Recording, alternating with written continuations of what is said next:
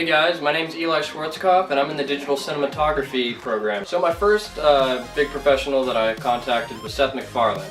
Now Seth MacFarlane is known for writing Family Guy. He made American Dad, The Cleveland Show, Bob's Burgers.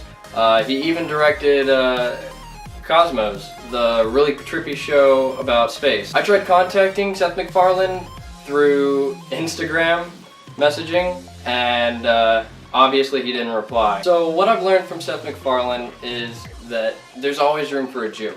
There's always time for some comedy relief. I've also learned that you're not always defined by what you create. A lot of people think that Seth MacFarlane, is a bad director because he makes, the smut show Family Guy and American Dad, and they're all just garbage humor. But he's also made Cosmos, which is a really great show about space. It teaches you a lot.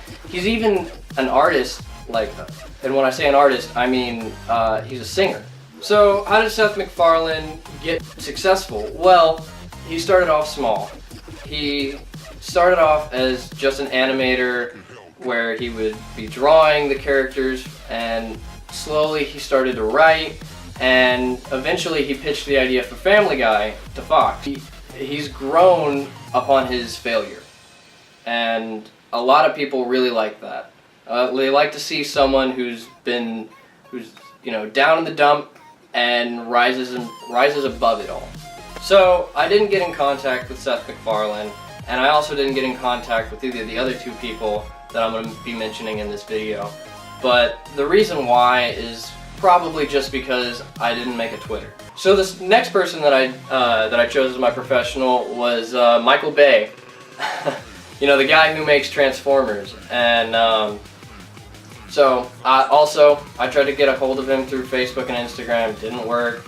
So Michael Bay is extremely important to cinematography because he's a director, and the director's one of the biggest, or is the, if not one of the biggest parts of cinematography. I mean, he's the director is the heart of the whole project. So that's where what I've learned from him really comes in. I've learned that people love special effects. People love seeing those huge explosions, those people just walking right past an explosion, not looking back, being cool. So that all kind of ties into what I've learned from him.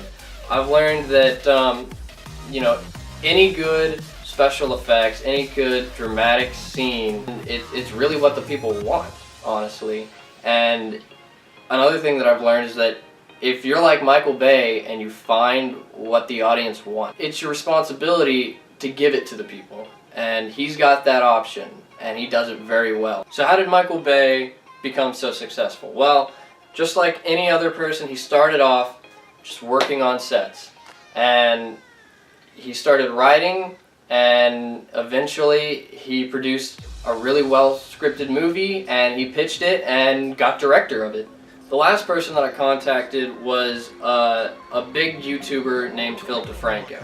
Now, if you don't know Philip DeFranco, what he does is he makes a lot of videos about today's topic. So why is Philip DeFranco so important? Well, he's not but he's one of the few people who have actually managed to make YouTube videos on current topics a way to make money and a way to, actually become rich and make a lot of money on it.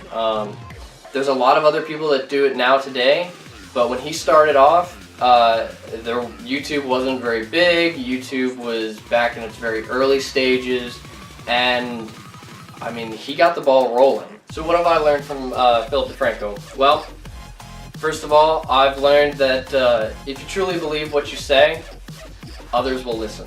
They'll hear your belief in what you say, and it'll draw more and more people to you. Also, what I've learned is don't stick all of your eggs in one basket. Philip DeFranco has tried a number of different little channels here and there where he's kind of pushed a little bit too hard. on the target audience, and it backfired, and the channel ended up going down. It wasn't working out. So how did Philip DeFranco become so successful? Well, as mentioned before, he started off with just a camera and his computer, and he just started recording. He recorded himself talking about any kind of topic that was being discussed on the news. He started talking about things that weren't being covered by the news, and making it into just a few online articles. So in this class, we talked to a lot of peers, and I tried to talk to some professionals, and I think after this, I'm going to keep on, after this class, I'm going to keep on talking to them, to the people that I met. A lot of the people that I met are really great, really interesting, and they really have a fire for what they're doing. So the creative writing industry, well, they're pretty much the brain of the project. You know, whether or not the project is a television show or a movie or just a podcast. The whole writing industry is the brain. They're the ones who are coming up with the script. They're coming up with a lot of the scenery. So the film industry is kind of like the heart. They're the ones who are they're the ones who are making what you want to see. They're the ones who are working tirelessly to make the story that the brain, the writers, have created. Media communication industry. They're the ones who are, telling people about whatever you're making. They're the ones telling people to come and watch.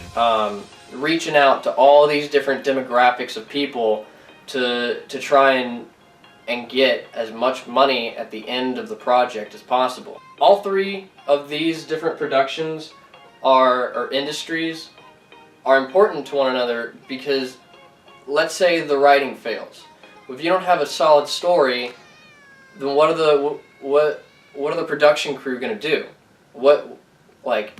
If they can't understand what it is that the brain wants, they're just not going to come anywhere close.